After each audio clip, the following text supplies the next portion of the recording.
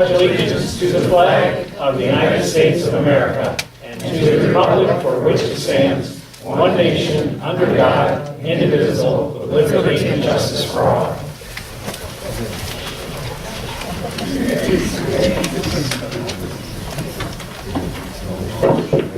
Okay, good evening, everybody. Thank you for being here on this beautiful evening. Sunshine finally, and it's going to get a little warmer, so I think we're all happy about that.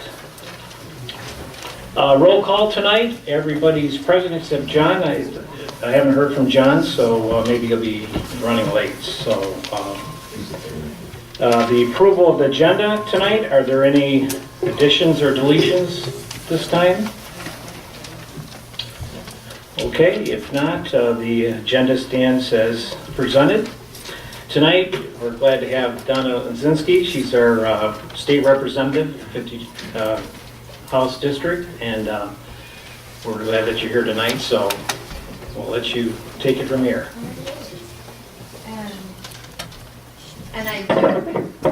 Hello, thank you so much.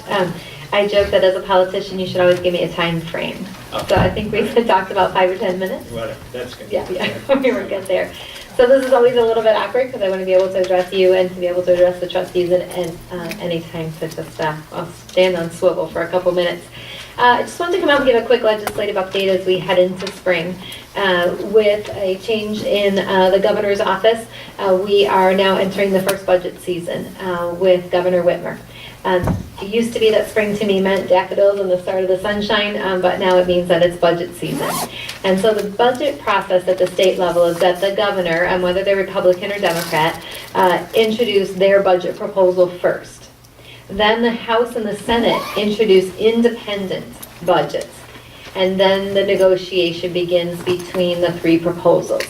Typically, the House and the Senate take turns on who introduces theirs first. This year it is the Senate's turn to first introduce their version of a budget, and then the negotiation will begin between the governor, the House, and the Senate. Anybody heard anything about the governor's budget? Yes. Yeah. Okay. All right. So. The governor's budget, which was presented to us at the same time that it was presented to the public. We didn't have any peeks or windows in. Her staff and her budget team did a really good job at keeping her proposals until they were leaked about 16 hours before she was planned to release them. So just like over the last several days, you've all been digesting the idea of a 45-cent hike in the gas tax. We have been doing that as representatives as well, and we will be coming out with an independent, the House and the Senate will be coming out with their proposals. Now, the number, 45 cents per gallon, is one way to address the shortfall that we have in road funding. The amount of the shortfall is estimated at $2.5 billion. That number is not Governor Whitmer's number. That number is former Governor Snyder's number. So when he did his first infrastructure study, he was about 5 years ago, it was 1.5 billion, then it was 1.7 billion, and it was 2.1 billion, and his very last infrastructure study, right before he left, put it at about $2.5 billion. So as we continue to not address problems, it's like the hole in the roof. It just kept getting bigger and bigger and costing more and more to repair. The previous proposal that added to our registration fees and to our gas tax basically took roads that were in decline and slowed the decline. And we can continue to do that. We can continue to slow the decline. We can stabilize, or we can fix and repair. 45 cents increase in our gas tax is the amount to repair and to replace and to improve our roads. Right now, the national infrastructure study that was done on every state put Michigan for its roads and bridges at a D- rating. We have simply, for my kids, they consider it a generation, not invested in our roads. So there were those before us that built the roads, maintained the roads, and kept up the roads, and we have not done that for at least a decade now. We've been using our roads, but we haven't been putting in the investment to keep them stable. So I really, honestly, this is where we are, is the governor's put forth her proposal, and now I need to hear from you. And within a couple hours of her putting out that proposal, we had over 100 calls and emails into our office, so I know nobody's shy, so don't worry about that. You're not going to hurt anybody's feelings. What I need to know is what you think about that and where we go with that. And we need to decide as a state what we want to do. Do we just want to try and slow a decline? Do we want to just kind of steady things out?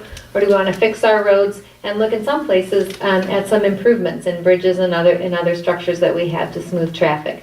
And that's the essential decision that's for us. I don't know that 45 cents a gallon is the way to do it. It's the way that's been proposed to do it now. And so we need to have that conversation. What her budget did was, I've been here before and talked about revenue and expenses and where money goes, where it comes in, where it gets spent. What the gas tax proposal did, a big part of that is that it ends the robbing Peter to pay Paul.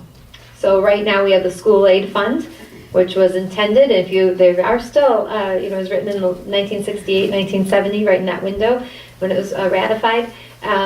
The men who wrote that are still around, and when they wrote school aid fund, they meant K-12. That's what they thought they were writing, and that's how it was understood for nearly 50 years. Right now, we are scooping out of the K-12 fund to put money into general fund purposes, and then we're backfilling the general funds with this and with that. What Governor Whitmer's budget does is it ends that. It says if there's a gas tax, it can only be spent on transportation. K-12 dollars now can only be spent on K-12. Other budget items that have been used with K-12 dollars have to go back into the general fund. So it creates a budget that is straight line and that defines the use of each dollar straight from its revenue collection point to its use point. And if nothing else, that makes things a lot clearer, and it makes things much less of a shell game.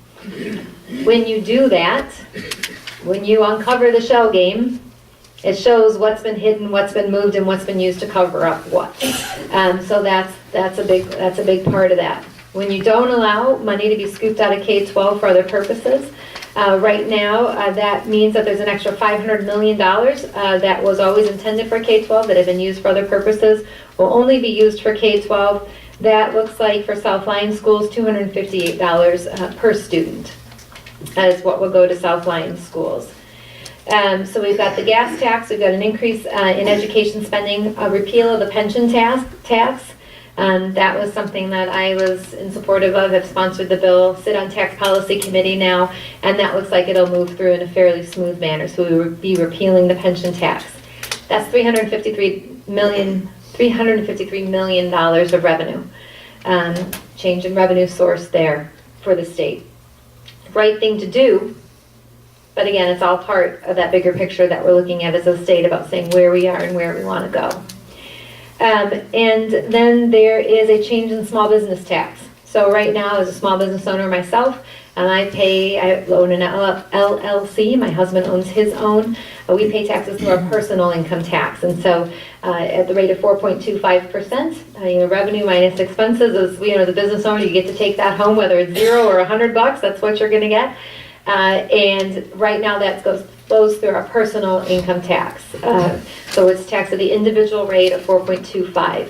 What the governor is proposing is that above $50,000, a small business taking revenue out would pay at the same rate as other businesses in the state, and that would be 6%. So that would be a change from 4.25 to 6%. The trick is that because it is a business tax, it would be taken out before the business owner takes their money home. So it would be deductible on your federal income tax. So your state tax will become an expense on your federal income tax filing, and you would be able to deduct it there. What is unclear, and what I am working with a small business association on right now, a couple of business owners have told me that would actually result in a net positive effect for them, that the amount that they're deducting off the federal income tax would more than cover the 1.25. So in that case, it would be a shift from federal to state. Other business owners have told me they're not quite sure, and some accountants are just confused. So that's something I'm working to get an answer to, but again, this budget's only a few days old, so we're still looking, I'm personally still looking into some of those details.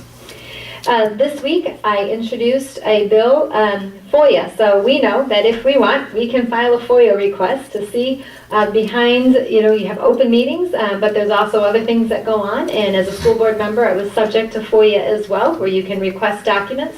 As a legislator, I'm not. I'm not subject to FOIA. You can't ask to see what's written on this page. You can't ask to see anything that I do.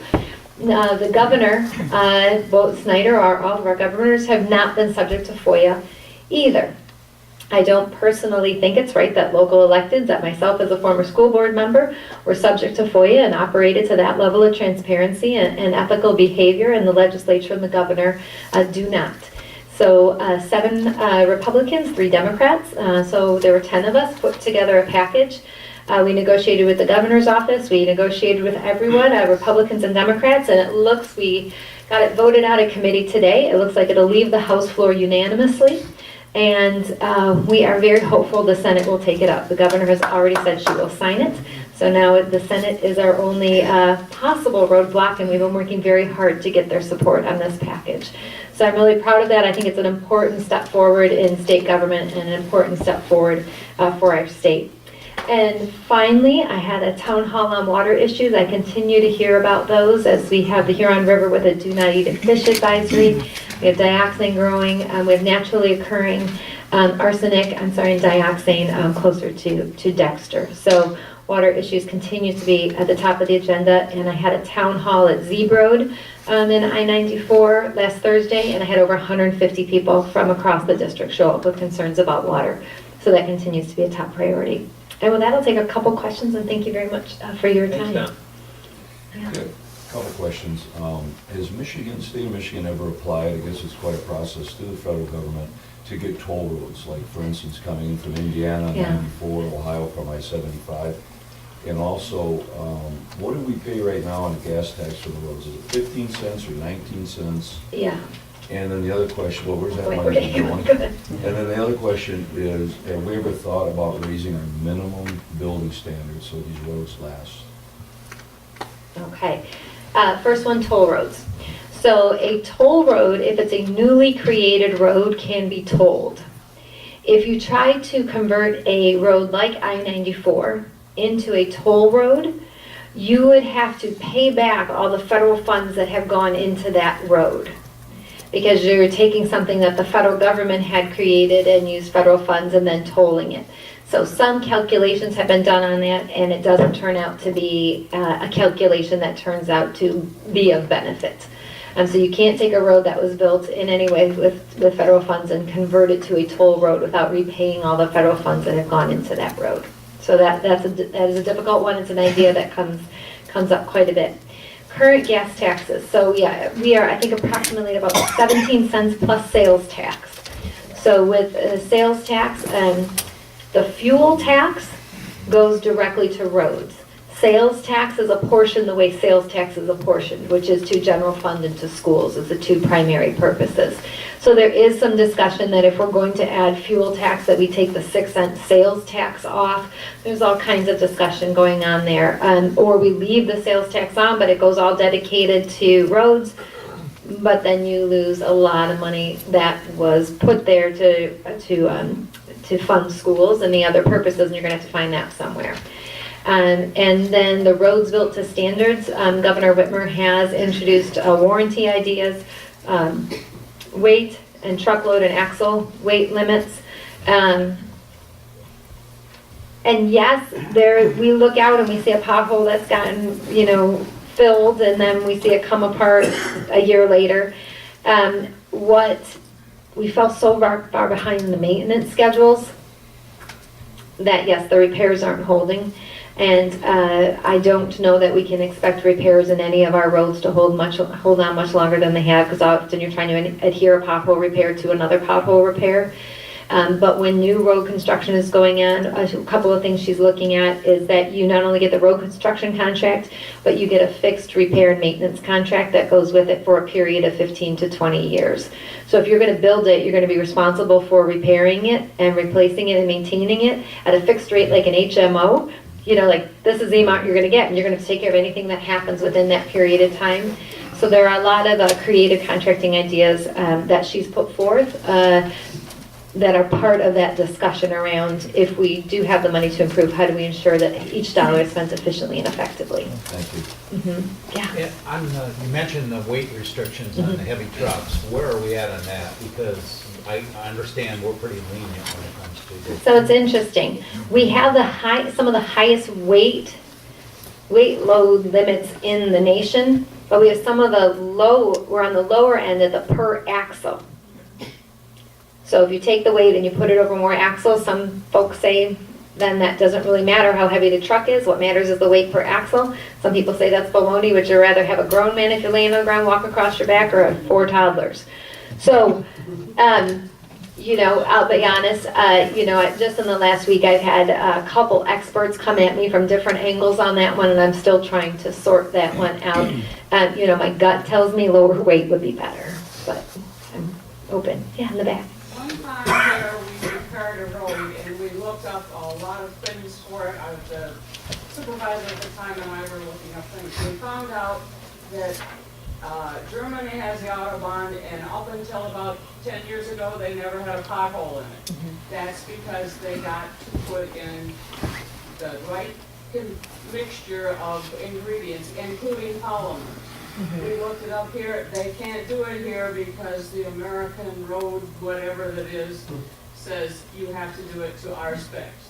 You're going to have to write new specs for it, or you'll never get them to last more than the normal run. And another thing that tears these up is Michigan is a peninsula like this, and Michigan freezes and thaws so much that once you get a little water under a pothole, it's done. Yeah. And my next question is the school money.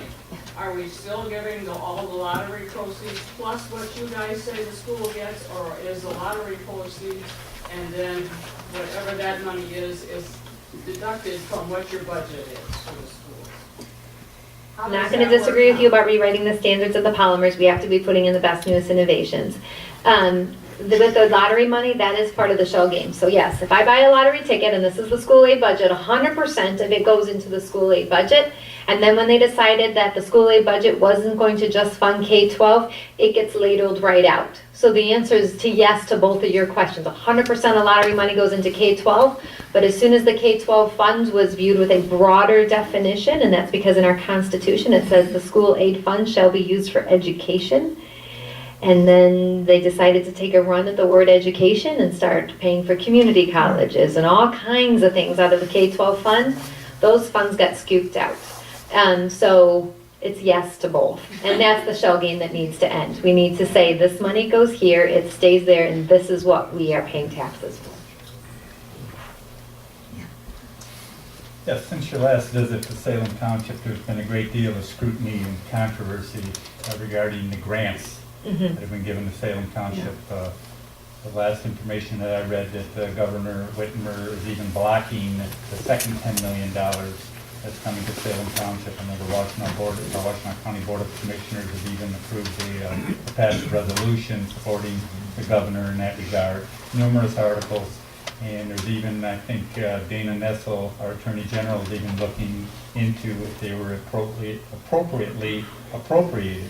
And can you give us an update on that, on that money coming to Salem Township, please? Good, thank you. My anxiety's over. I knew the question was coming. I just didn't know when. So yes, I've been pretty clear on my position on the legislative process that was used for that appropriation, and I don't have a high opinion of it.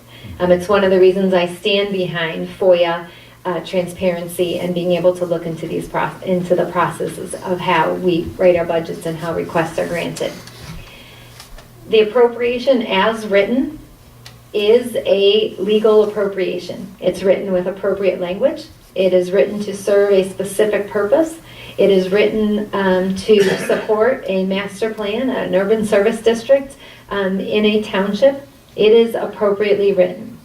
The mechanism that's available to the governor is the inverse of what happened when it happened. So in December, there was a supplemental budget. Revenue was projected to be a little bit higher. Some folks, as they were heading out the door, decided to hang a Christmas tree, right, with all the stuff that they wanted. That was about $1.3 billion, and that supplemental budget made its way through. What the choice the governor has is to propose a negative supplemental. So to write a bill that the House and Senate would then have to pass, and she would sign into law. So she would have to have a legislative sponsor to write a bill that would be a negative supplemental, that would pull back dollars and change the budget. I don't politically see that happening and passing with the majorities the same way they are in the House and the Senate to pass it out, that those same majorities will be willing to support a negative supplemental. Having said all that, I guess. Yeah, I got really geeky really fast. Well, I I'm so guess what sorry you're about saying that. is that apparently it was legally appropriated. Mm-hmm. But how about ethically? I know Michigan has an ethics act, and wouldn't that apply? Because a number of people are saying that this is basically public money that is subsidizing a developer's project, and it was inappropriately appropriated. So there has to be some ethical considerations in this regard, and I hope you're looking into that end of it. And that I've been pretty clear on. Starting at 3 in the morning we got this appropriation at 3 in the morning. And I looked at it, asked where it came from, and nobody could give any answers. And you saw how long it took, right? It took into the new year. I think it took 10 or 12 weeks to determine that of the 39, 37 appropriations, it was the only one that was on a form that didn't have a name signed to it. I've been pretty clear the fact that, because this was not traceable, because this wasn't done in a way that was open to debate or even to discussion or even to someone being willing to sign their name that they had asked for it, I do not think the legislative process was a process that, I would ever be proud to be a part of.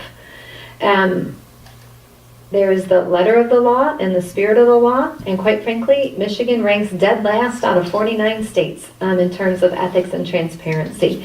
We do not have an ethical standard, and there absolutely are representatives who propose a bill that benefits them directly in their business.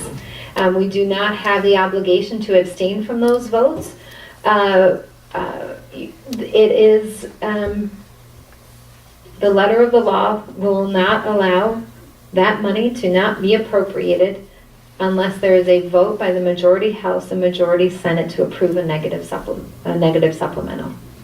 Would you be someone that would be interested in sponsoring that, I guess? Working with the governor, we could look at that. The governor's office has looked at every route, and as you said, there are other investigations that are ongoing. I've made very public statements on my not supporting the process that happened. But what I want to be very clear about also is that does, in speaking with the trustees and looking at the votes that have been taken in this chamber, there is support for that development. In your master plan, it's where the development should happen, and where it is desired to happen. But the funding is never is supposed to have been with public financing. It's always supposed to have been the responsibility of the developer. That was the criteria. That is a township. You said you were not going to spend any township dollars on this development. And this is the route, the political route that was chosen to be taken by the developer. Thank you. Or by others who support that. Yeah. Oh, I'm sorry. Oh, there we go. Seeing how Michigan's the only state that has 11 axles on their semi-trucks, most of them have 5. Why couldn't you tax truckers that have over 5 axles to get some of the gas money, keep some of the roads paid, because they're the one that damaged the roads. Yep. I live a mile and a half north of a gravel pit, so those double haulers, I'm behind them every day, and so I will include that idea. One of the other things is those semi-trucks they're only 13,000 per axle. Yeah. So they're not putting a lot of weight on it, but they still destroy the roads because they're like a cattle pit. Yeah. Yeah. Thank you. Okay, and I know I don't want to take up too much of your time tonight, so I'll answer a couple more on B. Just one more thing. Yeah. What about like Indiana, where if you have a pickup truck, you can register it for 12,000 pounds? Or, you know, as a business, if you have it like, our trucks are 24,000, you can't get a license plate if you have a business, you know, like a, yeah, 10 or 20, it's 24,000, 26,000. Okay. But in Indiana, you can have a license plate for 12,000. If you're gonna haul, you know, you got an F-150 or something like that, a half-ton truck, you can plate it for 12,000 if you know you're gonna be hauling over 12,000 pounds. Or under, you know, or 15,000 or 16,000. You ever seen Okay. that? No. Check Indiana, Okay, has a law. I will take a peek. And you have to pay extra to get your plate. Okay, Tennessee's- you. Tennessee's the same way. Tennessee is the same way, Indiana, Tennessee, thank you. Yes, I realize Governor Whitmer's feeling on roads and that. She says her feeling is if you use them, you pay for them. What about the people, and she talked about electric. Mhm. Oh, we're not gonna forget them. Okay, what if you get a hybrid car that uses electric and gas? Are they gonna get hit double? Well, what they do, so there's a registration fee difference between a gasoline vehicle, a hybrid vehicle, and an electric vehicle. And an electric vehicle pays about 250% of what a gas vehicle pays. So they're trying to recoup those through registration fees, kind of a flat car fee, and the hybrids literally lie right in between those two. Their registration is higher than a gas, lower than an electric, recognizing they do a partial. And her diesel fuel? Diesel is the same as gas, I should say that. When we're saying it is a fuel tax, not a gas tax, it would apply equally to diesel and to gasoline. But now, I have a diesel, Mhm. but I don't use any the amount that a semi uses. Mhm. My tank wouldn't even hold anywhere near that. Why does a car, or are they anticipating running the cars out of the diesel business? Because the diesel is so much higher now than gas, again. Oh, that I couldn't speak to, why diesel is higher than gas, I'm Why sorry. would she want to hit diesel? Would that exclude cars, automobiles? No, the fuel tax would be 45 cents irregardless of fuel. Okay. Yeah, I see, I'm starting to connect what you're saying, Okay. thank you. Yeah, okay, I'm gonna have to ask permission. You're right, this is good. Give a hook, Right. okay. I just have a question about, since it was a Supreme Court approved sports gambling in Las Vegas, I'm sure that, I don't know if it's come up or not. It is.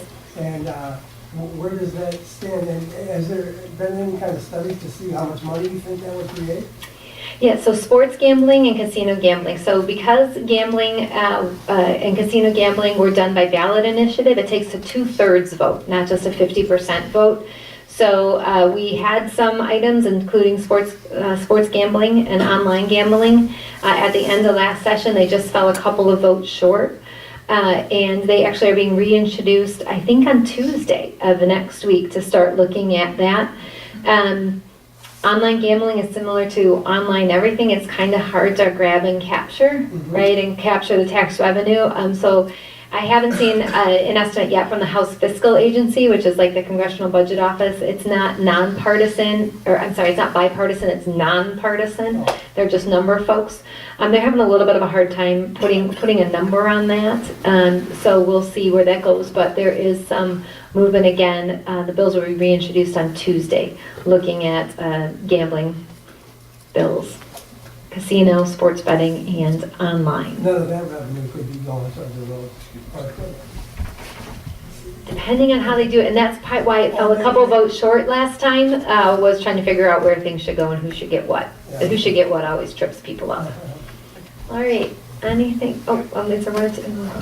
I guess I got two, but first one, in terms of the gas tax, just to my own perspective, it might be easier to swallow if we got rid of no-fault, because that seems to stick us double of what other states pay. And maybe even get that catastrophic fund, but I'm trying that'll never happen. Yeah. But that might be something to soften the blow. And the other question is, why are pensions given discriminatory privilege that you want to remove the tax on that but not 401k? So that hopefully is going to get fixed, because that was, so when the pension tax was put in place, It contains some caveats around 401Ks. So doing an exact repeal of the pension tax does hit 401Ks in a unique way. So as I said, I sit on tax policy. The bill came forward to repeal the pension tax. The 401K impact was noted, and so it's been sent back. We refused to, there's a second tier structure. So what we did was we sent it to House Ways and Means with the statement that the 401K impact needs to get fixed. So there's a recognition that there's a disparity there, and there will either be a substitute bill or an amendment added to the bill to clear up those differing impacts between 401K and pension. But if the 401K is exempted, we're gonna talk about like 4 times as much, right? Well, so there's a part, to my understanding, and they're still trying to sort this out. It was kind of a last minute surprise by the bill sponsor in testimony. There's parts that have been taxed that haven't been taxed, and so trying to true that up. So it wouldn't totally, if the dollars were always intended to be taxed on withdrawal, but then there's this other. Roth. Thank you. So I'm getting a little bit out of my depth here on this one. I've only been on the committee, we've only met twice, so I'm new to the committee and to those intricacies, but the problem has been highlighted and they're hoping to reconcile that. Yeah, back in the corner. I think I'm done. Tourism in Michigan's a $25 billion industry. Yes. How is your 45-cent gas tax going to impact that and all those businesses that rely on that income? Yeah, so that's what we're going to have to look at. We have one of the things, as we know, that our tourism industry, quite frankly, is impacted by people trying to drive up north and getting a flat tire. And that's the other thing we have to recognize is we are paying a road tax when we're having to repair our cars due to damaged roads. And I know I've replaced a couple of tires, and when I look at that cost compared to my gallon usage and a gas tax, it would save me money if I didn't have to repair tires. I know when we come from Ohio, if you come up I-75 from Ohio into Michigan, I'm a car sleeper. I wake up every time. I know when I've hit the Michigan roads. And so it's going to be that trade-off. Gas will be a little bit higher here, but our roads will be a lot better and they'll get where they need to go smoothly. So I don't know which way that would go. But I think it's a good point to raise. Thank you. And then I'm sorry. Thank you. So Yeah. I have a question. I understand we have the highest car insurance in the nation. Mm-hmm. You know, we'd like to see some relief, especially if Yeah. you're talking about 45 cents gas tax. Mm-hmm. What's your position on car insurance fixes and the catastrophic unlimited gas? Yeah. And help me understand, you know, I drive to Detroit every day, and I guess that's the most uninsured city pretty Yeah. close in the nation, because they can't afford insurance. Yeah. So what's your opinion, and is this ever going to get fixed? So I am the minority vice chair of the select committee to reduce auto insurance rates. So that's a mouthful. So this is literally what I do a number of hours a day. The Department of Insurance and Financial Services came before our committee 2 weeks ago now. And when questioned, we are mandated to buy insurance in the state of Michigan. If you want to drive, you must have insurance. So it's like if you want to get a mortgage, you have to have homeowners insurance. So we're mandated to purchase auto insurance in our state, and the director of the Department of Insurance and Financial Services, who approves rates, they've had 1,142 rates come before them in the last 2 years, directly asked by me, has a rate ever been not approved because it was excessive? And the answer from the director of the department is that no rate that comes before the department can ever be deemed excessive. It's impossible. So every rate is approved as submitted by an insurance company, and it cannot be excessive. It cannot be deemed excessive because they feel we have a competitive market and the market would just take care of it. So right now we are very focused on cutting benefits when we have never actually tried to regulate rates. So I'm going to give you a quick example. It's going to take less than 30 seconds. If I take a man in a employed in a white-collar job who owns his home with a perfect driving record, he pays about $800 a year. We're doing simple math here for me, okay? I change the man to a woman, it goes to $970. I change the woman, then I change the blue-collar job or the white-collar job to a blue-collar job, she's paying $1,100. Then I say she doesn't own her home, she rents her home, and it goes up to $1,200. Then she lost her job, and so she parked her car for 3 months because she couldn't afford the insurance and she was looking for a job, and she went back into the market to get her insurance, but because she had a gap in insurance, she now pays $1,400. She is still the same good driver. She still has a perfect driving record, the same car, and when she went back to work, the same number of miles driven. Now I take that man with a white collar job, employed, owns his home, and he gets stopped and prosecuted for drunk driving. He's a bad driver with a DUI, and his insurance is less than the woman who is back employed at her blue-collar job, who had a 3-month gap in insurance and rents a home. We allow in this state insurance companies to find any reason they want to charge us higher rates, and that has to stop. We have to regulate how rates are done, and it should primarily be based on your driving record, miles driven, and car driven.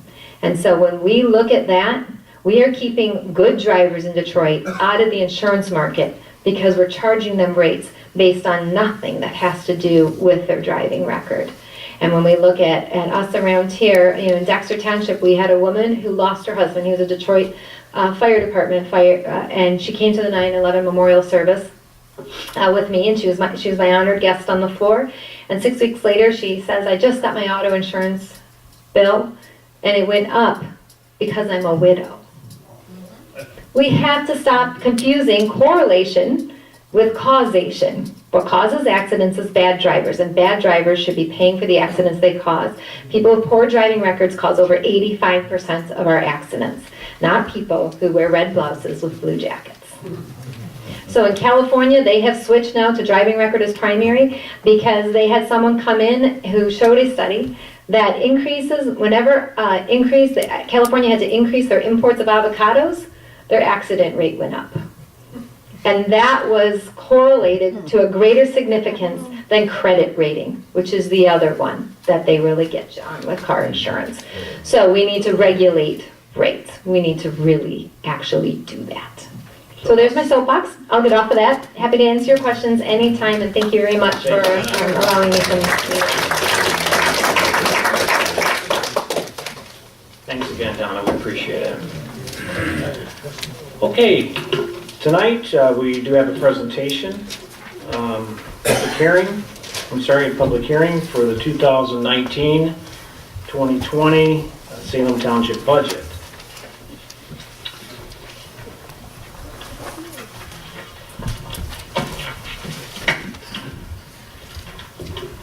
Board members, you have the packet board budget in front of you. So we will open up the public hearing we'll do a roll call at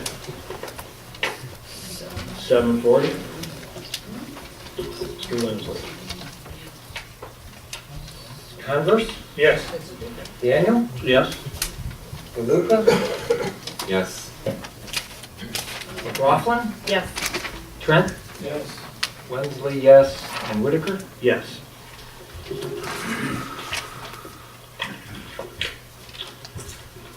Okay, I know some of us have gone through this budget for the new year.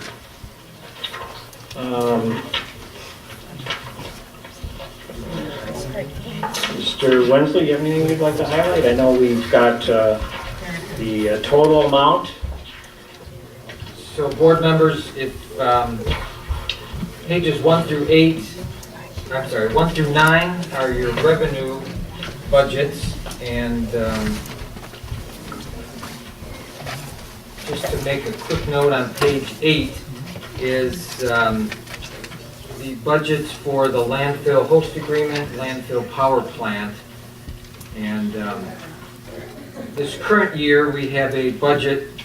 We had a budget of 1.1 million. We're raising that to 1.4 million. Currently, we have 1.3 million, and we still have 2 payments to go, our February payment and our March payment. So we still might be a little light at 1.4, but we have always kind of taken a conservative approach just in case. So The total revenue that we have projected is $3,170,030. Plus, we will be transferring out of the general fund an extra $806,214 for the Chubb Road and 5 Mile paving project. So that's what that number is. And then now we'll switch to the expenses. Page 15, I'll just highlight a few, and then if you have anyone else can highlight as well. Legal fund on page 15, we're going to keep at the same, 100,000. The fire department budget on page 28 is exactly the same as last year, so we're keeping that the same. Page 30 is the streetscape. This is the balance, $388,552. And then you'll notice on page 31 is the roads, the road construction. So we have set in the line item 1.5 million, but you'll see on the second line down, road construction is the 1.3. That's what we approved last month, set aside for the contribution to the paving project.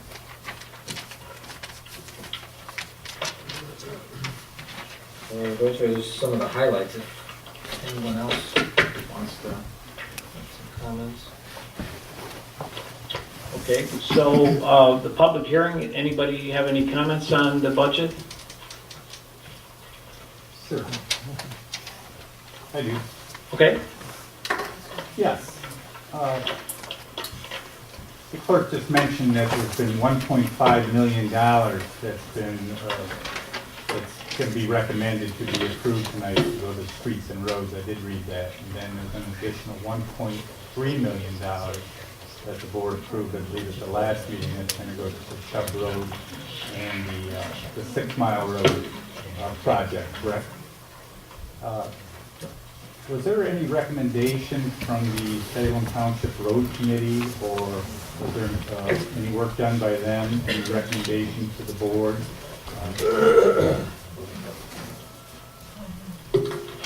So I'm not sure I understand your question. You said a 1.5 million in the road budget.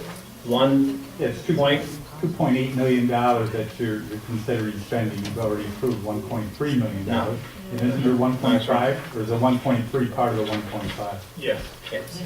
Oh, it is? Correct. So you're only adding an additional $200,000? Correct. Over and above that? Correct. Okay, well, thank you very much for clarifying that. All right. Any other questions? Board members, any other questions? Okay, well then we'll close the public hearing at 7:45. We'll have a roll call vote.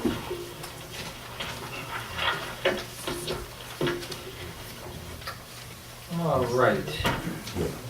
Converse? Yes. Daniel? Yes. DeLuca? Yes. McLaughlin? Yes. Trent? Yes. Wensley, yes, and Whitaker? Yes.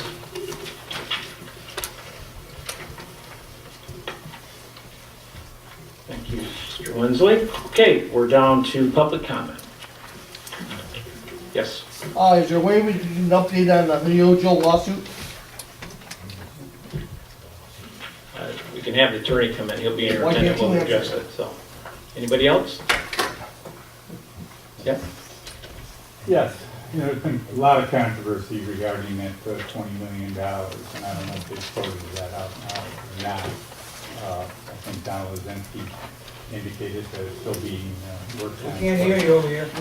Sounds like it's still been being worked on quite a bit, the $20 million by not only our legislator, our governor, and also our attorney general. But my question is, and I posed this at a previous meeting, maybe you could get time to think it over and can provide an answer tonight, is Salem Township has received $5 million of the first $10 million upfront. Is that correct so far? And they've spent close to $1 million of that money so far, right, on the engineering and, Right. attorney fees and other miscellaneous costs involved in that. My question is, and it continues to be, is, you know, you've given Shostak 3 consecutive one-year extensions, and actually, you really don't have a solid development agreement with him, because that's one of the provisions for them to come up with the financing for that development. So right now, the only money that's being spent is the grant money, basically, for that. It's public money. So my question is, and also, there's no assurance that there's even the permits are going to be allowed to bring that project down Goddardson Road by your own admission, Mr. Supervisor, correct? So my question is why would Salem Township spend that $1 million, and before they had a solid development agreement, they had secure financing from the developer, and they knew the permits were available? Why didn't they just hold that money in escrow until the developer came up with his share of the financing, and that you were assured there were permits for that, so this project could move forward? I had a conversation with our treasurer at the landfill, and his position was, and I asked him that question. He said, well, it would be cheaper now to do it than to do it 5 years down the road. You can correct me if I'm wrong, but that's what he said. And I reminded him, I said, it's always been the developer's responsibility to pay for the infrastructure that comes into the urban services district, regardless if it's today, tomorrow, 5 years, 10 years, or 15 years down the road. So that argument has no merit whatsoever. So maybe one of the board members could clarify that. Why is the township spending that money before you're kind of putting the apple before the cart? Okay, any other comments? Mr. Supervisor, Okay, I have one last comment. you're only allowed really to speak once. Where's that? I'll pass out the rules tonight, so get ready. Okay, so, One time?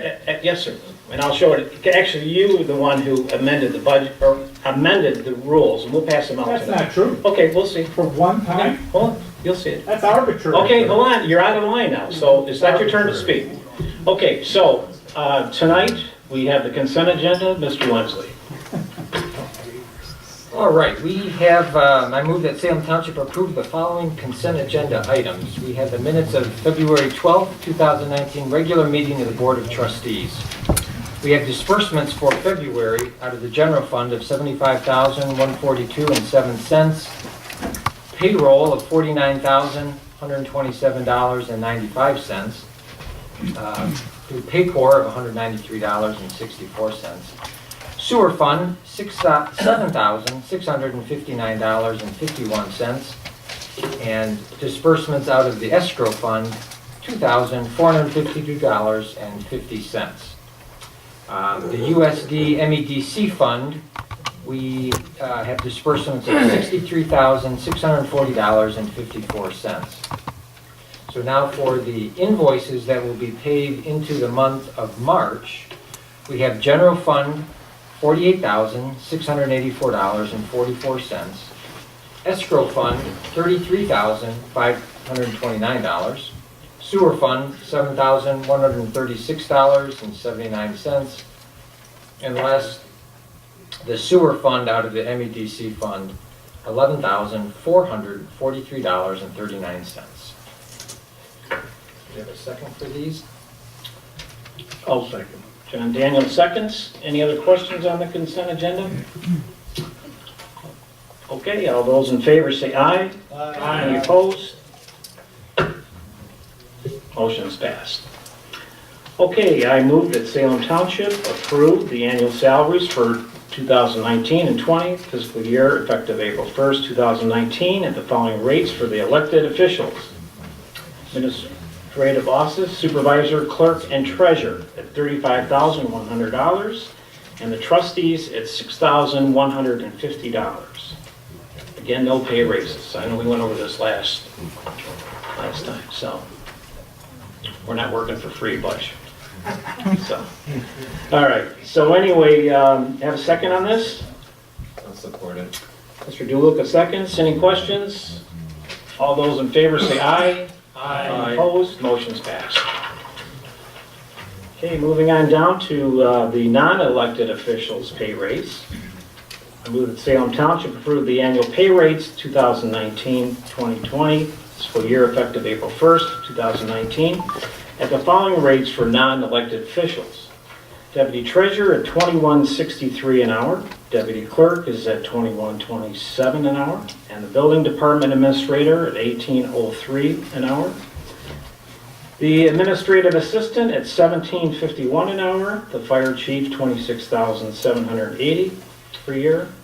Fire Department personnel is increase is pay according to their contract. Can I have a second? I'll second that. Conver seconds. Any other questions? Okay, all those in favor say aye. Aye. Any opposed? Motion is passed. Okay, I make a motion that Salem Township approve at discretion of the Board of Trustees an annual bonus which shall be paid as a lump sum distributed $2,500 to full-time and part-time employees who work for Salem Township for at least a year on March 31st, 2019. Seasonal and contract employees are not eligible. This is, just so you know, this is just, we used to had a small retirement, I remember what it was, fund years ago. We now elected that we just give them bonuses after they're here for a year. And so we can have a second on this? Second. Mr. Wensley, okay, any other questions? All those in favor say aye. Aye. Any opposed? Motion's passed. Mr. Trent, I think you have a motion. I do? That's what's on here. Or Mr. Wensley, either one. Which one are we doing? Oh, this one. We have Trent, but I'll change it to myself. All right. I move that Salem Township approve the purchase of an SCB filling system for the FEMA 10% matching fund of $18,853.78 as listed on the attached invoice. And you can see that on the second page. And you'll notice that the 10% matching fund is the $18,853.78. Mr. Supervisor, I'd be pleased to support that motion. Mr. Chief Rockwell, do you want to comment on this? Yes, if I could recommend that we slightly modify the language. It's our SCBA air packs. We went in with neighboring departments, I think it was 6 in all, to apply for a FEMA grant. The federal government did approve us as a group, and this would be part of a purchase with our neighboring departments with a considerable savings that would allow us to upgrade our air packs, which are going to expire in the next couple of years. Okay, any other questions on this? Mr. Supervisor, if we could ask the chief, I know a few months ago we donated some surplus equipment to firefighting communities in the UP that are always desperate for equipment. What would the plan be with this equipment that becomes surplus? I would like to do a similar effort to, again, we sent those up to our volunteer services up in the upper state of Michigan, which literally do not have a budget. The firefighters respond with no compensation or little compensation, and they're grateful for anything that they can get. So we have serviceable air packs. They should be able to at least get a couple of years out of them, and if the Department of Transportation extends the bottle life on those, we might actually get some longer service out of them. But they're coming for end of life right now, the way the DOT has set up the cylinders. And a number of departments were in the same boat that we were. So this will allow us to purchase our air packs that will last us a good at least 15, 20 years. The other thing is it'll standardize. So my neighboring department, if they show up and need an air pack, they won't have to kind of learn or worry about it in an emergency, that they're compatible with each other. So we'll all be kind of on the same system, which makes it a lot more safer in the long run for us when fighting fires.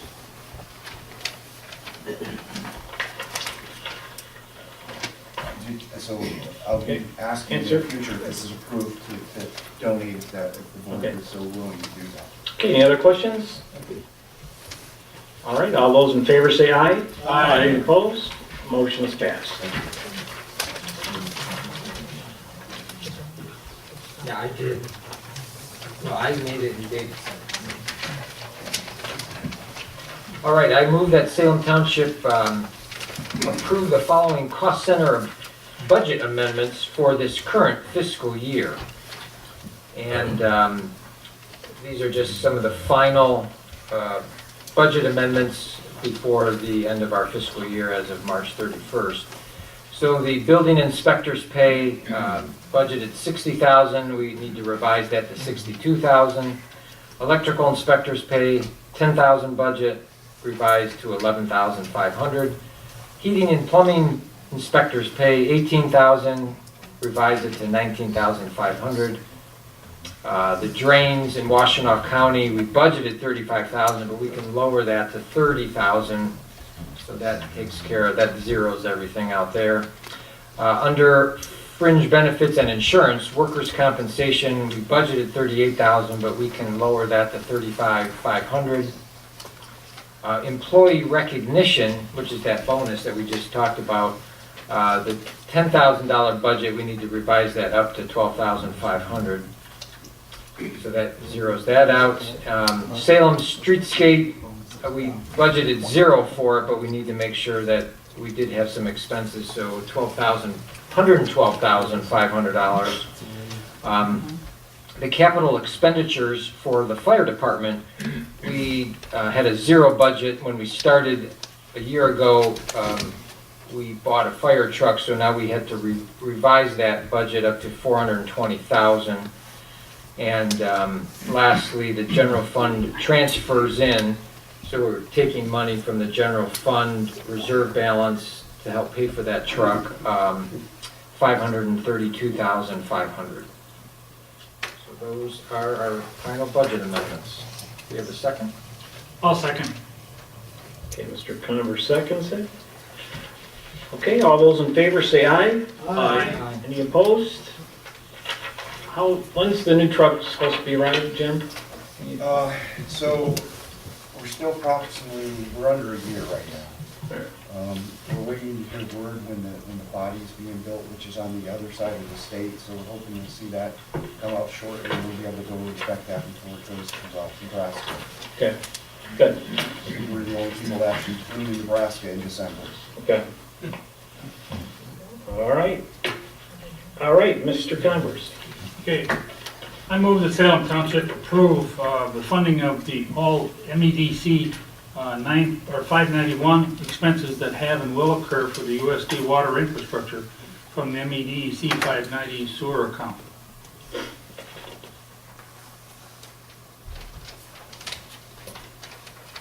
A second?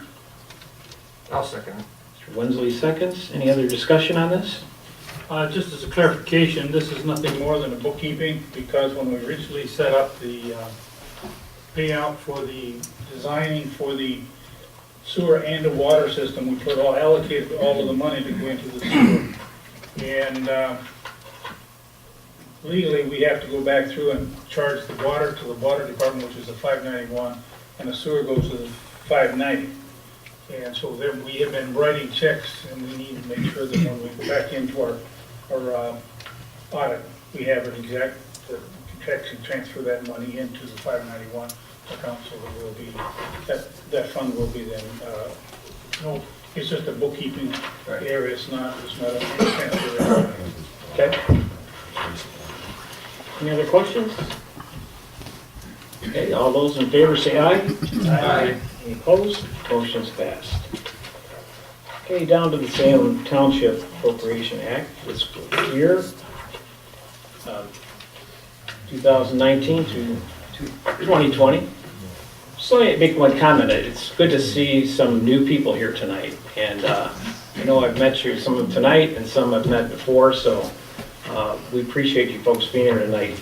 Just to like to clarify about the budget, when you hear all these numbers and everything, again, remember Salem Township, any monies, I know that we get this all the time, with new people coming in, that there is none of the monies that you write into taxes actually come to Salem Township. It goes for the school, the county, and so even administrative fees when your taxes are sent out, it's not, none of that comes to the township. For any of our pay or anything like that that we get, everything is paid by the income that comes from the landfill and the state revenues and other revenues that come in. But as residents of Salem, there is a zero tax. And so just so you know, because it's funny, some people have no idea that that's the way it is. So anyway, go ahead, Mr. Wensley. So this is the resolution known as the Salem Township General Appropriations Act for 2019 and 2020. We did a notice of public hearing that was published in the South Lyon Herald on February 28th. And we also had the public hearing on the proposed budget held today. So we've taken care of that. The estimated revenues for 2019-20 shall total $3,170,030. Plus, we will also make a general fund balance transfer of $806,214 for the Chubb Road paving project. So here are our estimated expenditures, and I have to read this for the resolution. So these are the 25 estimated general fund expenditures per line item. So the township board, we have a line item for the board of $34,582. For the township supervisor's budget, $78,630. The independent auditing line item budget, $12,155. The assessing department, $69,325. Legal services, $100,000. Township clerk, $80,600. Board of review has a line item of $3,900. The township treasurer's entire budget, $84,700. Elections department is light this year, fortunately for me, $21,600. 2020 will be a killer, but that's another. Township hall and office line item, $161,300. The land preservation and conservation line item, we still kept the $25,000 in there. Community development, $167,200. Planning commission, $53,650. Engineering services is considerably less, of only $8,000. Other consultants, $17,000. Zoning Board of Appeals, $4,300. The fire department, $503,200. Police department, which is the Washtenaw County Sheriff, $350,000. Salem Streetscape, $388,552. Highways and Streets is at $1.5 million. Michigan Saw Grant, $20,000. Fringe benefits and insurance, basically that's our liability and the workers' comp, $101,500. Other functions, $81,050. And capital improvements, $110,000. So our total budget that we have budgeted for this coming year's basically $2.6 million. But then we'll, on top of that, we'll have the $1.3 million for the Chubb Road paving project. And that is the entire resolution. Thank you, Mr. Wensley. I make the motion that we approve this. Can I have a second? Support. Mr. Trent supports. Any other discussion, board members? Take a roll call vote on this, Mr. Wensley? Yes. All right. So let's start with Converse. Yes. Daniel? Yes. DeLuca? Yes. McLaughlin, Yes. Trent, Aye. Wensley, yes, and Whitaker. Yes. Okay, moving on down to the reports that have been submitted. And Chief Rockwell. Thank you, Mr. Supervisor. So February is extremely busy for us, 61 calls, almost 2 calls a day. We had a number of high winds that month, and we had a number of trees come across our roads, and the lighting's not always good in some of these rural roads. Matter of fact, we had a car, I don't know if the tree fell on the car or the car drove into the tree. Very thankful that the damage to the car was substantial, the person did not get hurt. So when we get these high winds, we've had, our freeze thaw and rain's coming, so just be careful, especially if you're kind of the first one or the only one that you pass down going down this road. Make sure that you keep an eye out for trees that are not only just across the road but partially hanging. We saw that a number of times. March 2nd, we had a structure fire on North Territorial. It was fully involved when I first arrived there. I was the first one to arrive. The family was completely upset. They had left earlier in the afternoon and returned later in the day that evening, and noticed smoke in the area. They opened the door. Smoke bellowed out. Their pet was right at the door there. The fire flashed once they opened the door. It was probably oxygen starved. And by the time, which is probably just a half a mile to a mile from my house, I got there, it was already burning in the upstairs. So we got a tremendous amount of support from our neighbors, including the aerial tower from Ann Arbor Township. It's nice to have a fire hydrant over there in Napier with our neighboring Plymouth Township. It would be even nicer if we actually get something in our township to be able to tap a hydrant, because aerials use a lot of water. The house was, I will almost say, completely destroyed. We stopped the fire from getting into the garage in one of the rooms in the basement, but we put they had a lot of stuff in the house. Unfortunately, their 2 dogs, 4 cats, and 2 turtles did not survive. And the family was, especially the wife, was extremely devastated by that. So I think they're working with Red Cross to get some accommodations. The house will not be livable. But we did get great support from our neighbors, as well as the Washington County Sheriff shutting down the road. So pay attention to that. We are starting to come into the burn season. Please make sure you get your burn permits and that you supervise the fires. And we just ask that, common sense, if it's really high winds, maybe save that burning of leaves for the next day when the weather's a little better. Any questions? No. Thank you, Chief. Just remember that folks that lost their home and stuff, so it's devastating to them. So, Hey Gary, remember them. when this happens, why not let these people use the house that's vacant? I mean, up over on 6 Mile Road. It's better than nothing. Okay. That's all. Any general updates? Board members?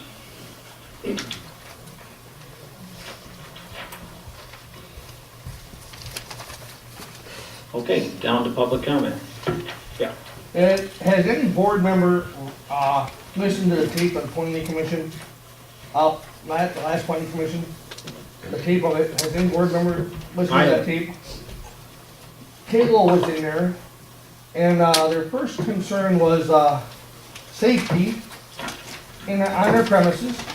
The second was, I believe, their parking situation. Then they were supposed to move their rock crusher to the back end of the property, which they're not gonna do. That was their main concern for that property. There was nothing at all in there that would benefit the township from letting them get that wetlands. Another thing they brought up, they looked at 10 acres down the road. And Ed, if I'm wrong, you tell me, but they didn't want to take this 10 acres because of the RV thing that was next to it. I take it because of the dust, okay? But they'll let the crusher sit where it's at, and dust these people all out. You know, before you pass that plan, or let them get away with that stuff, you guys ought to think on that and go back into that. I don't care where they park their cars, you know what, that's their problem. That's not our problem, and there's absolutely nothing in there that would benefit the township, except making their business bigger.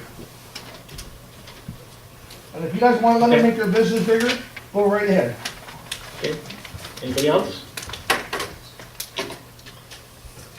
Yeah. You know, if the meeting rules specify you can only speak one time during public comment. The problem I have, Mr. Supervisor, is you've established a precedent throughout the years where you've allowed multiple questions throughout the years from different residents. So then you arbitrarily now decide what questions you'll ask, what questions you'll answer, whose questions you'll answer. So I would appreciate the fact some consistency from our board of trustees. And if you can't stand on your own 2 feet and answer the difficult questions, Mr. Supervisor, maybe you should just resign. It's that simple. Are you done?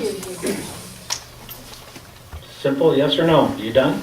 I still have my 3 minutes. You have 2 minutes. 2 minutes? That's what the rules say, that you approved. And, So just come on, keep going, because we need to move on.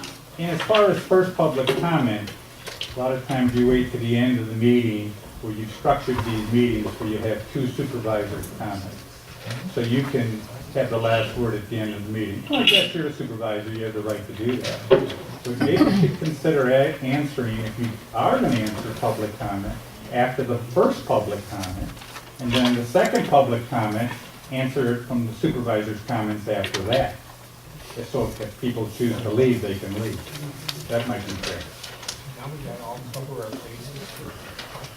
Unfortunately, Wayne, I am the, this is my meeting and I run it the kind of way Well, I this is- want. I'm still speaking.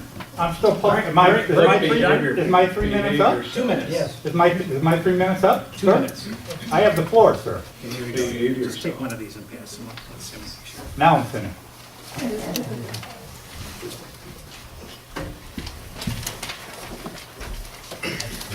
So tonight, folks, Linda, I'm sorry. I have a public comment. I have a friend, and he's of a slightly different philosophical position than I am, and we had a discussion about just politics in general. And one of the things we noted is that we've all been taught not to talk about religion and politics because they're flashpoints. But what we need to learn and remember is that we need to have civil conversations, and it's okay to disagree, and it's okay for us to come in and question you and to ask questions, but it's wrong to ascribe motives, and it's wrong to be adversarial. We'll never get anything accomplished if that's our attitude. And when we come into this room or any other room, or even on social media, we ought to be civil with people who have a differing opinion than we have. Thank you. We try to be, Linda, but Gary doesn't want to be that way. You know, one thing people don't understand, some people, that this is public comment, not questions and answers. Our planning commission meeting last time that Mr. Wayne Walls had talked about. No. Hey, you're on the line. Okay, O'Neill. you talk. O'Neill. Then, okay. Enough. Well, you got the name wrong. I You got the did name not wrong. call I just you. want to correct But it. there's certain people that every time we were talking up front was going, ha ha ha ha ha, ha ha ha ha. You know, I'm glad, Gary, that you're starting to adhere to the rules and that we have some order and some respect. Because we have people here that point all kinds of fingers at the people sitting up there who I believe do a fine job. Me too. And they turn around and bring up all these false charges. And, you know, it's really hard when they're throwing stones at you and you're sitting up there, because I've been doing it and you can't say anything. You know, they get to attack you. And I think it's time our township doesn't let them keep getting up every 5 minutes and attack. Well said. Thanks, Dan. Well said. Yeah, I got here a couple minutes late, but is there an update on the Salem Springs, on their finance? Are they getting any closer? No, as far as the grant. Yeah, no, not the grant, no, Yeah. them raising any funds. No, there isn't. They have met with the other property owners that, which say if another 10 or whatever, but there is no progress in that. And June is our deadline right now for them to do something? Well, that's kind of vague because they said that they, if you needed more time, they would extend it. So, I mean, maybe I didn't understand. Yeah, I'm just wondering what they're doing to actually secure funds, if Right. anything. There's, I don't know, is there another meeting coming up with the property owners? There is a meeting scheduled, we're not sure if that will go forward at this point. Right. But just so all residents are clear, it's not like Showstack is not paying any money into what's going on as far as development. They have an escrow account with the township that they are continually required to pay into to fund ongoing expenses related to their development, whether it be plan review, anything else related to that. And at the present time, there's a significant delinquency in that, so we have told Showstack that until that escrow is paid up, the township's not going to move forward. So I don't want the residents to get the impression that Showstack is not putting any money into their development and to that moving forward. They are paying for that as it goes forward. They're paying the planners, they're paying the engineers, and they're paying the attorneys for a review of their plans and to move that project forward. So after the last township board meeting, it looked like we were already in campaign form for 2020. So I don't know if I'm going to announce that I'm going to run for supervisor, or should I wait? Anyways, no more, I didn't want to cut anybody off for public comment, because I don't want to be accused of, yes. At the planning commission meeting, someone was accused of conflict of interest by a certain group. The definition of conflict of interest, I'd like a legal definition, because somebody did work or bought particular material from an area of business. They were accused of conflict of interest and wanted to withdraw her vote on Halo's job plans. Let me address that, Mr. President. I was at the planning commission meeting, and I had a long conversation with the planning commission chair after the meeting, and to assure myself that in fact she does not have any conflict of interest with regard to voting on the Halo site plan approval. Her husband does have a business that does business with Halo, but he does not pay anything. He apparently buys from Halo, pays money to Halo, but he does not get any money back from Halo. So to be a conflict of interest when a commissioner or a board member is voting on something, it has to be a contract or some approval of some business that's going to actually put money back in their pocket or somebody in their families. And that certainly isn't the case with Ms. Miller. There's no conflict there. Thank you. Can we get any other extra copies? Thanks.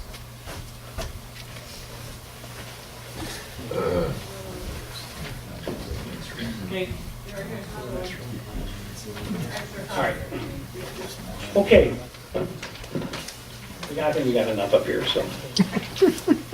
All right, so everybody has a set of the rules. I was kind of pleasantly surprised to find this. And the maker of it was Mr. Walsey. And as you can see in here, the rules are 2 minutes. And you can, as you see over page 2 here, it talks about that 1 question per person and not to exceed 2 minutes to speak once. And in the initial public comment, you'll be allowed to speak once up to 2 minutes. And then on the final, it's the same thing. Speaking times are not transferable, which is another thing you see a lot of people violating. So just to make sure we go over the rules on that. And then it just goes on and talks about,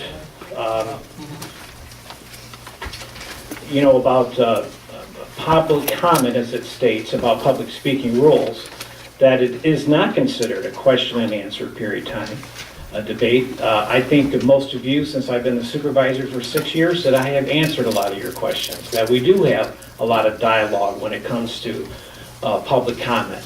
The problem is when it starts to get to be personal and they start attacking each other, it kind of, I get a lot of complaints from the people. Believe me, I've been called names or whatever, and it's really it doesn't affect me. But again, that's just the way some people are, and I think that we should always respect each other no matter what your opinion is. And I think everybody has different views, and I think that's what we got to do is make sure that we work together.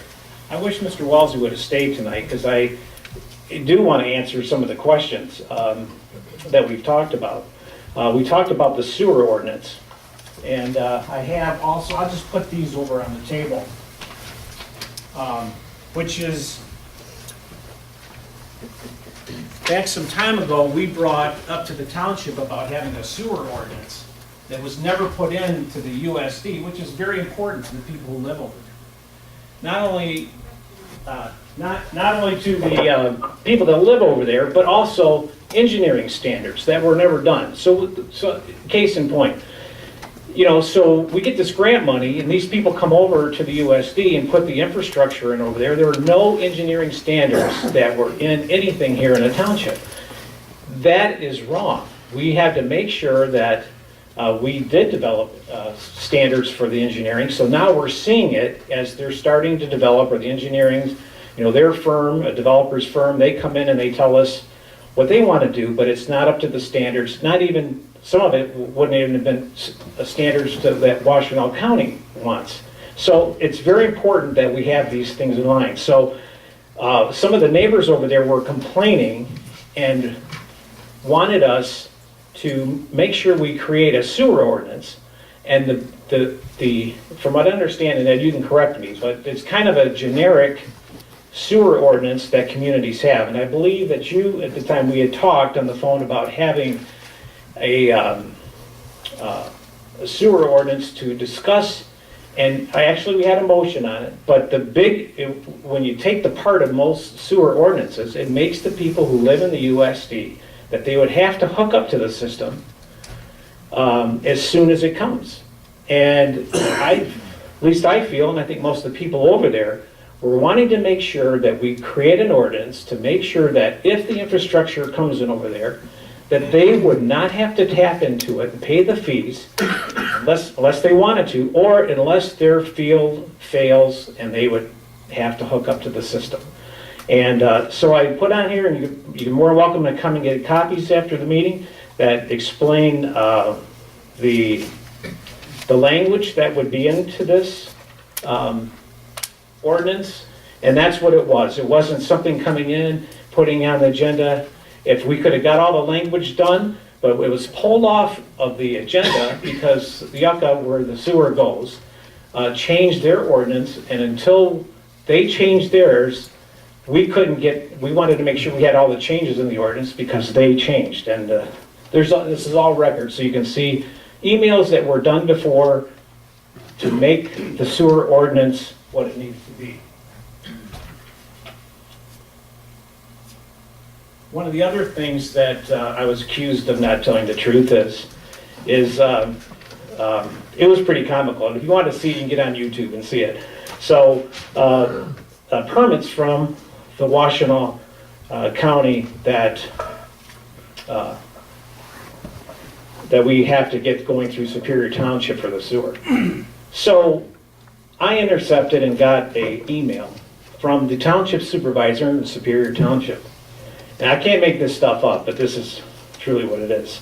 So, again, the township supervisor emails the road commission and says, I just got a call from Salem Township indicating that the sewer permits were issued.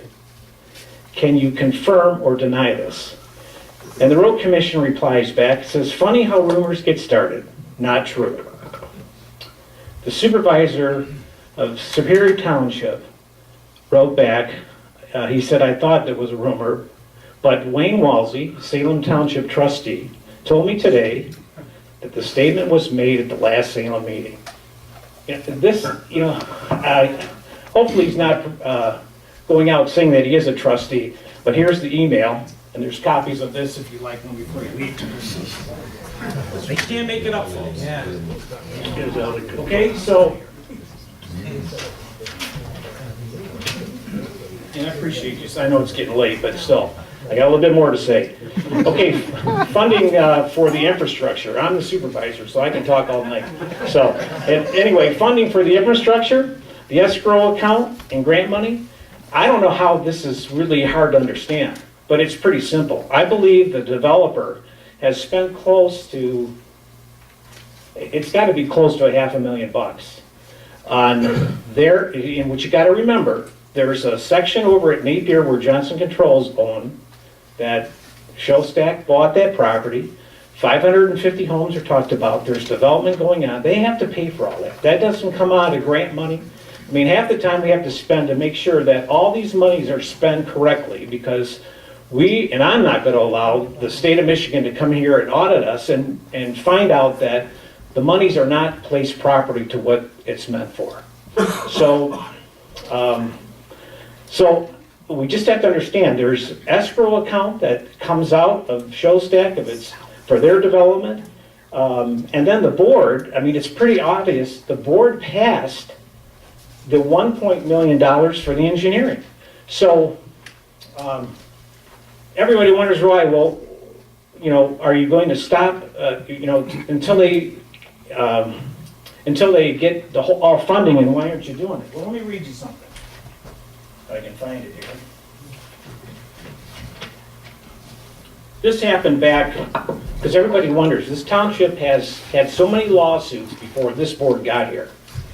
And that was one of the things we ran on, that we were going to stop this nonsense of lawsuits. And back in 2009, the developer sued the township for $33 million. And this is just some of the language. The developer, because one of the reasons was because the township would not apply for funds that may be available through economic stimulus plans being considered or to be considered by federal government.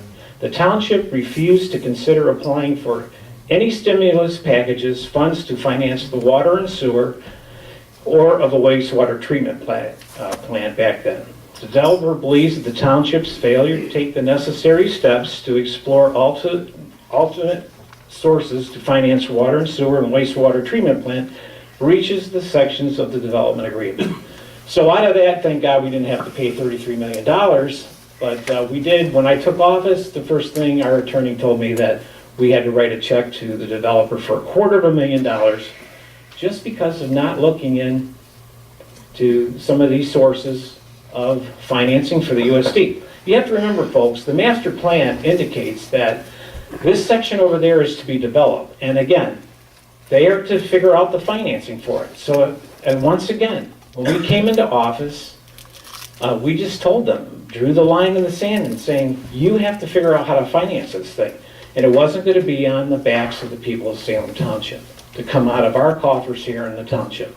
So grant money, yes, we all pay state taxes, but at the same time, you got to remember, grant money is given all over. And if you look at some of the millions of dollars that were given to other communities, I mean, that's all our tax money.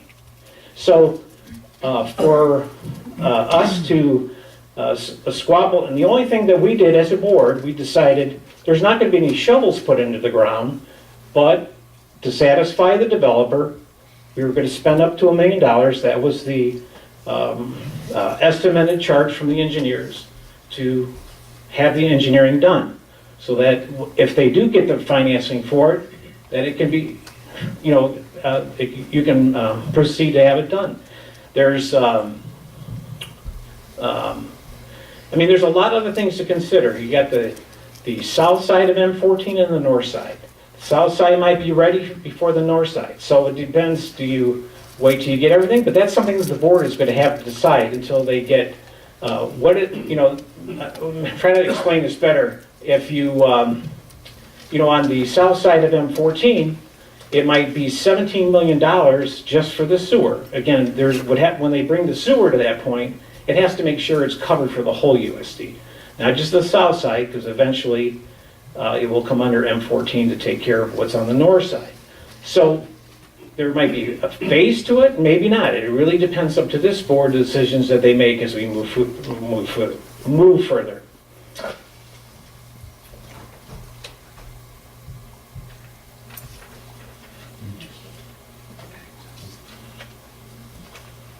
right, so the board passed that as far as the $1 million. So let's move on down to the letter from the DEQ.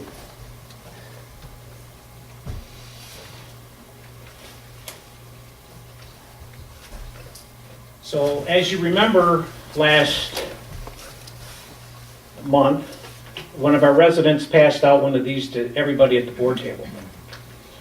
And I had asked the question, why wasn't the response letter that he could have handed that out, but he chose not to do that. But in the letter, and you can read it, and we'll put some up there, you can read where the township with the road commission responded to with the road dust on 6 Mile and Chubb Road. The other thing is, as they passed them out, it says this is the second violation not addressed. There was only one of these that came from the DEQ to the township and also to the road commission. But I can assure you that this was addressed. We did pave, I believe, the 800 feet going up to Kalo's first drive, and then the next project, as in the response letter, talks about the new paving that's going to be done starting this year of Chubb Road and also 5 Mile.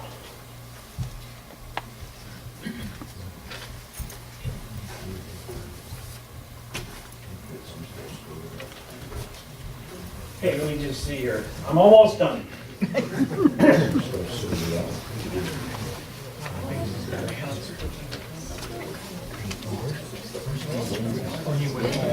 Okay, the other is about money for roads, okay? Do you know how much money, Dale, do you have the amount that we've spent on roads since we've been in office? I'm gonna say it's over 2 million. It might be more than that, 6 years. Yeah, because last year we did. So the question was asked is the gift that the advanced landfill gave us for $1 million.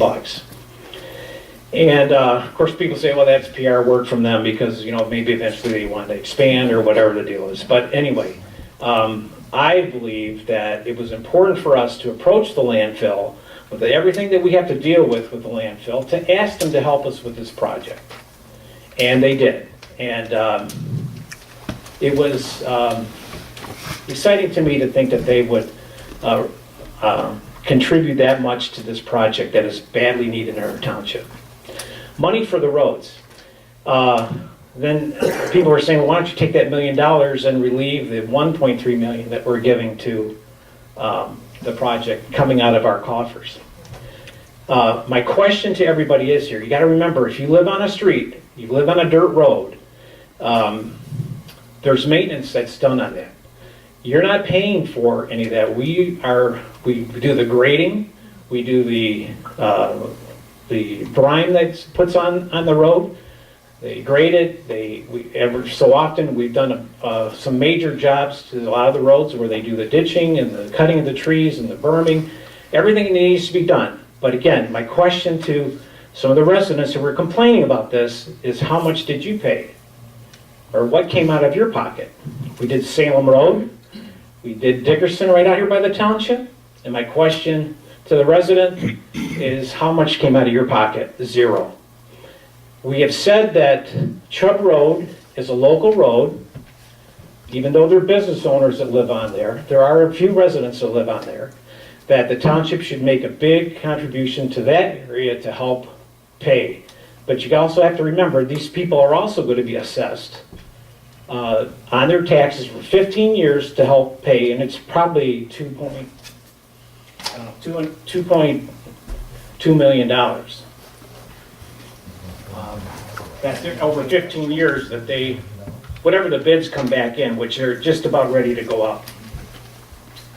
So, speaking of the Kalo, I know this has just been a big controversy for a long time. And I know you're not going to agree. People say I blame on the past or whatever, but listen, folks. You allowed 40 trucks to come into this town on a dirt road. This before this board took office, before I came in. Now, I don't know if you think that 40 trucks are going to be like a showroom for 40 gravel trains. That's what the Planning Commission approved.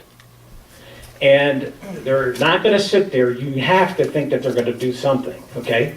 Now, the mistake that I made, and I have said it publicly, and we had two people here at the township, meaning Don Pennington and Roddy Nanny, and also Donna Krebs that was here before I got here.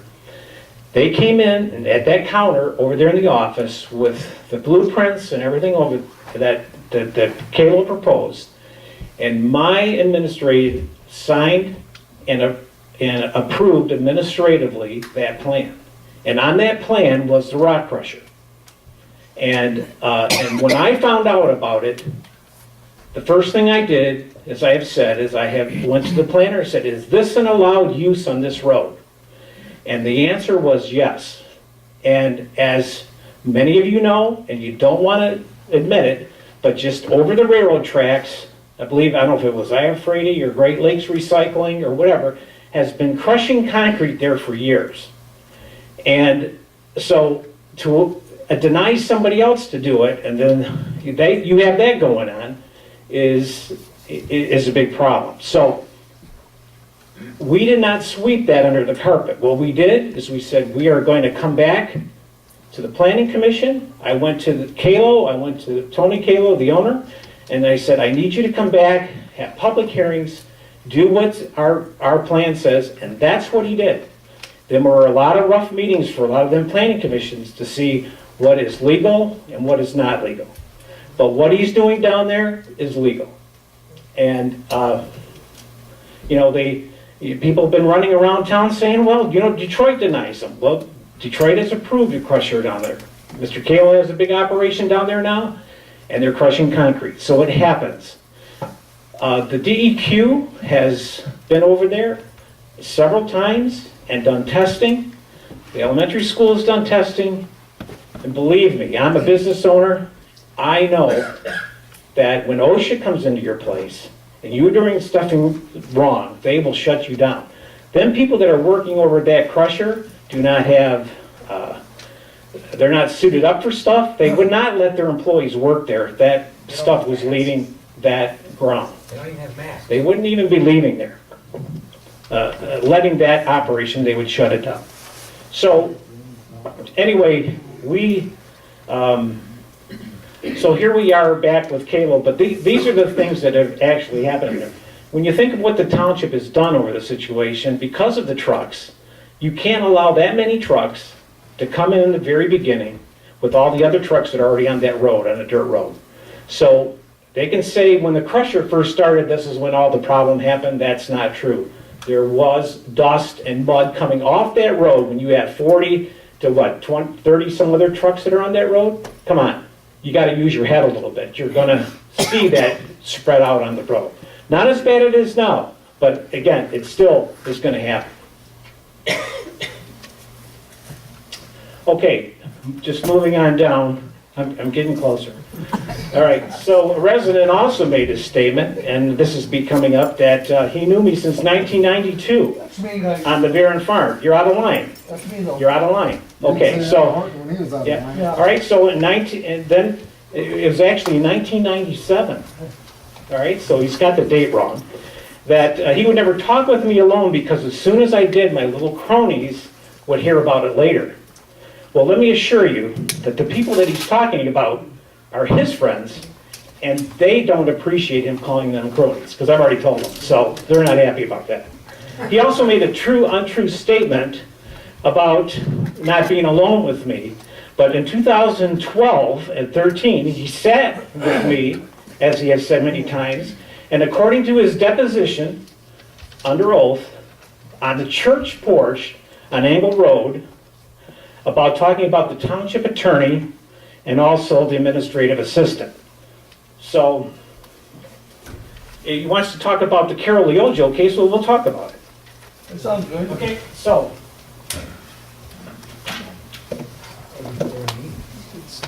tonight here I have Mr. Murad's affidavit and also his deposition, and I have copies, so if you like it, it's really fun reading. So I'll put that over here.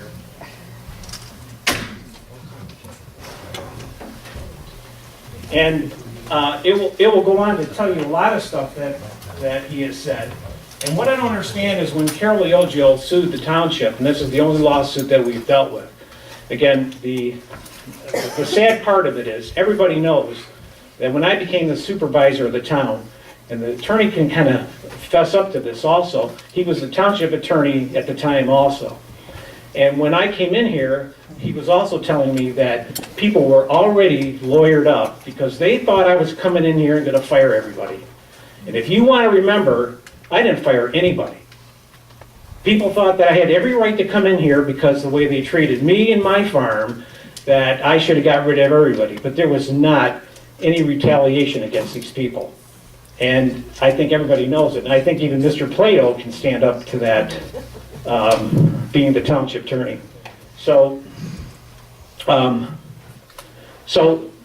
this was, so again, Carol worked here for 2 years in the office and with the people. So it wasn't like it just happened, like she didn't like working here or anything. Everybody, there's complaints from former supervisors. I can have letters here and I can put them out also.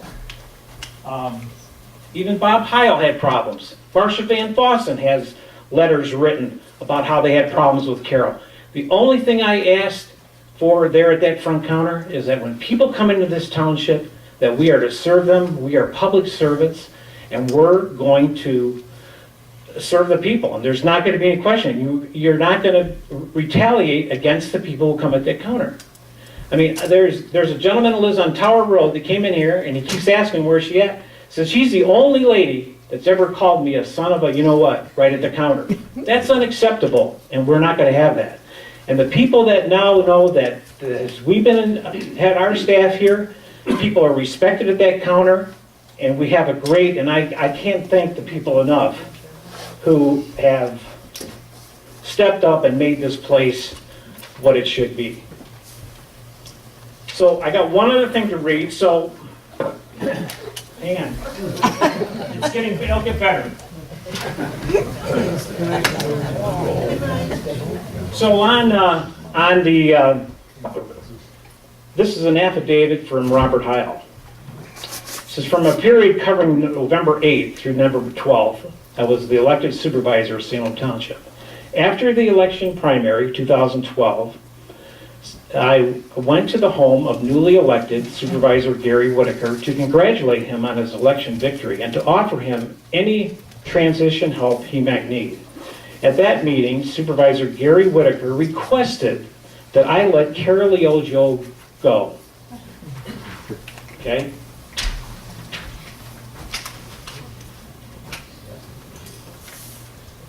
Which is far from the truth, and you can see, so when he was sworn in his affidavit, and now under the his deposition, just listen to this. This can't even be real.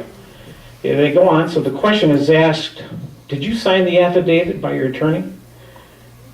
And that you recall that? And he says yes. Okay, that would be marked as Carol's deposition, Exhibit 21. I'm going to hand it to you. He goes, okay. Was this typed by you? And he says no. Typed by your attorney or somebody else? And he says, I believe so. Okay, and you signed it in 2015, which was just about 3 years, a little short of 3 years after the conversation took place, correct? He says, right. And at the last line it says, Gary Whitaker requested that I let Carol Ojo go before he took office. You're saying you signed that because you thought you interpreted it that way? And he says, yes, that's how I interpret it. But did he use the words, please let her go, or I'm asking you to let her go to the best of your recollection? And he says, to the best of my knowledge, no. So how can somebody have an affidavit under oath saying that I requested for him to get rid of her, and then when it comes over into the deposition, he says no? And you can read it, it's really fun reading. It's like you wonder how in the world is this thing still going on. But I can tell you, and I think most people know me, that I would never mistreat anybody when it comes to this. So here's copies if you like that. Thank you.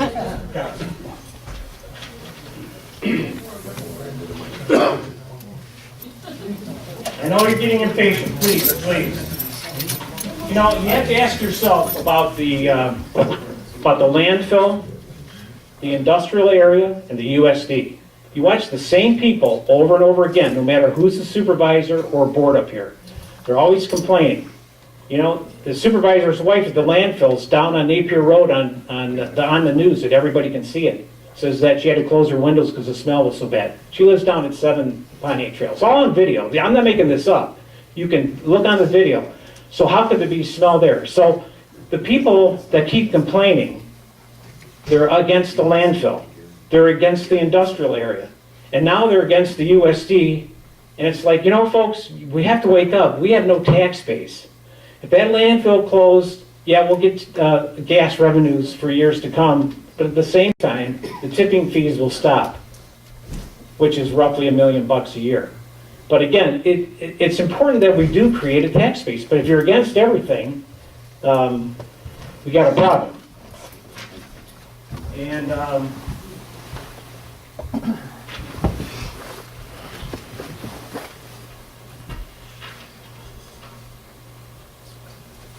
lastly, I'd just like to address my board of trustees, if you don't mind, as a resident of the township. First of all, I would like to address you as my puppets, as you've been called. Heard that before? Well, let me tell you, you aren't puppets. And I can't tell you how thankful to God that I am that you folks have served in this community and brought back respect to this town. This town was disarrayed, and I think every one of us know it, and this community knows it. All you have to do is look at some of lack of respect, but you are not puppets, and we all know that. I think of John Daniel. I think of you as a man. He's got the Daniel 5 girls that are just impressive, and your leadership and the township and concern of this township has been remarkable to me as a citizen. CJ, the same thing with you. It's like we've been accused of all knowing each other before we became in office, and that is so untrue. We all talked about, and then been accused of that we all go to the same church. And I think there might be a collusion going on, so maybe we should check this out, because I think Mr. Plato, TJ, and Mr. Winsley go to the same church now. They did it before, but I think we should check into that and make sure there's no collusion going on here. Mr. Converse shows up once in a while. Oh, does he? Okay, well, but anyway, TJ, I don't think anybody asks more questions and does more homework than I see TJ does. And I just appreciate her service and what she's done. I mean, it's not easy, folks, to sit up there. But when you work with these kind of people, it's remarkable that, there's communication and working together. Mr. Converse, I guess I've known you for a lot of years. We were on a board together for years. He was the only one I knew before I became a township supervisor. And Dale and your family and Mr. Winsley, I don't know if you know him, but he used to work for Billy Graham. So it's kind of like, that's why I had him close right by me sitting up there. So. And his integrity and his family. Now, Reggie, I think, is the only Catholic up there. Nothing against Catholics. But he's Italian. You can tell he's Italian, and he does make his homemade wine. So the rest, a lot of these people don't drink up here, but we know Reggie, and sometimes he passes it out. And David has served a ton of years here at the township, and we appreciate his service. But it's all about the families that are represented here and the work and the dedication. And when you see the votes come in, and the votes are usually unanimous, that everybody votes the same, I'm telling you folks, these folks do their homework. I give them information, they will call, they want more information, so when they sit up there, they're prepared, and they know what's coming down the pipeline. Lastly, this is done. Lastly, last month's board meeting, I do have to apologize, and I have to ask for your forgiveness, because I was asked the question, did I say take it or leave it? And I said no. And honestly, I don't remember that I said that. But I went back to the video, and I apologize, because I did tell an untruth that I said take it or leave it. When we- But again, when you look at it, the reason why I said take it or leave it is we invited the road commission to come in here, and they were here for an hour and 20 minutes or more to talk about what we were doing with the road, mud, and the dust and Kalo. For an hour and 20 minutes. At the end of the meeting, the gentleman under public comment says, "What are you doing about the mud and the dust from Kalo?" I'm like, "Are you kidding me? We just said hour 20," and I said, "Take it or leave it." So again, folks, thank you for listening to me tonight. I'm not a mean-spirited person, and I mean to be, but again, all you can do, and I tell this to anybody, either take it or leave it, because that's the new word around here. So thanks, folks, for coming tonight.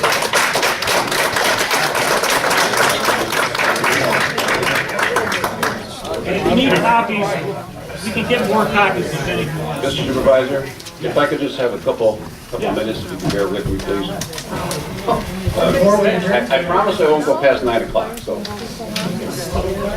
I would just like to reiterate what the supervisor said about this board and himself. As I've mentioned in the past, I've represented dozens of cities, sat through dozens and hundreds of city council meetings and township board meetings, and I can say without hesitation that the members of this board and these elected officials are more transparent and open than any other that I've seen, and they definitely want to do what's right and what's in the best interest of the residents of Salem Township. That is clear. That's their motivation. They don't have any personal agendas. They simply want to do what's best for the township, and that's how they approach every decision that they make. So I applaud them for that. And the resident who left raised the question before he left. He said, "Why are we bringing out these public speaking rules now?" Well, the reason is because for the first 8 years that I represented this township, we sat through meetings, and most of them were pretty orderly. But over the past few months, these board meetings and the planning commission meetings have gotten just totally out of hand. They're unruly. People are being disrespectful, and I'm hearing comments made from certain residents that are very derogatory toward individual members of the planning commission, toward the supervisor and individual members of this board, and so it has to come to a stop. So we went back and we found the rules. I knew that these existed someplace, and fortunately, we were able to dig them out, and we have to start enforcing them. And the reason, if people want to know why we have to enforce these now when they weren't enforced in the past, is because of the very nature of what we've seen at these past few meetings and at the planning commission meeting, where people are being so nasty and derogatory and making comments to public officials that are only here trying to serve the people. It's unnecessary, it's uncalled for, and it has to come to a stop. So these rules say that, personally abusive language and grossly indecent language directed toward any person won't be tolerated, so they're not going to be tolerated anymore. If the supervisor won't cut them off, I'll talk over people and cut them off myself, because I'm not. It's just uncalled for. It's unnecessary. It doesn't do anybody any good. And they also provide that, as the supervisor mentioned, public comment is not a question and answer period. It never is in any council meeting or board meeting. It's not a question and answer period. It's a time for the public to make comments about things that they're interested in, about items that they want the board to know. It's not a public, it's not a question and answer period for this board to answer questions to members of the public. Finally, the disruptions where we have people arguing with each other at some of these meetings and talking to each other, again, that's in violation of these public speaking rules, and that's going to be enforced from now on. So that's all I have to say about the rules.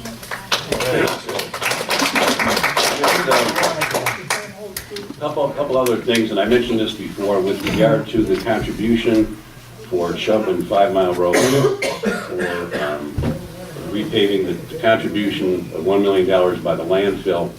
That came about because your supervisor went to the landfill and asked for that money. Had he not done that, that contribution never would have been forthcoming. So people need to know that this isn't just what you see being done by the supervisor and this board isn't just what takes place in this room. There's a lot of work that goes on before these meetings, and particularly by the supervisor that I've experienced myself. He goes and meets with people, talks with them, and it's solely because his meeting with the landfill that he was able to get them to contribute $1 million to that project. And finally, with regard, as Mr. Whitaker mentioned, that when this board took office 6 years ago, it's true that everybody thought they were going to be terminated because they thought this board was going to come in and clean house for the people who worked here. And people were lawyered up. People told me that they were prepared to sue the minute this board took office and the minute Gary Whitaker took office. And I personally felt I'd be the first one to go. And the reason for that, I think, as you all know, is because when I worked for the old board, I served a cease and desist order on his family farm. And I thought, this guy and his family has every reason in the world to hate me, so I'll be the first one to go. And I wouldn't blame him for that. I'd hate me too if I were in his position. But I knew by reputation that Gary Whitaker was a good and decent man and a good Christian individual. So I called him up and I said, can I have lunch with you? He said, sure, let's get together for lunch. So I said to the supervisor at that time, I paid. Just give me a chance. I paid. He did pay for it. He always pays. He never lets me pay. That's another thing. But I said, just give me 6 months, and if you don't like me after 6 months, I'll walk away. You don't have to do anything to take any action to get rid of you. And this man gave me 6 months. He forgave me for what I did to his family and to his farm. And since then, we've become, I think, very good friends. And I still respect him. No, thanks, Ed. But when I think of an individual that's the most Christ-like person I know, it's Supervisor Gary Whitaker. Thank you, Mr. Polo.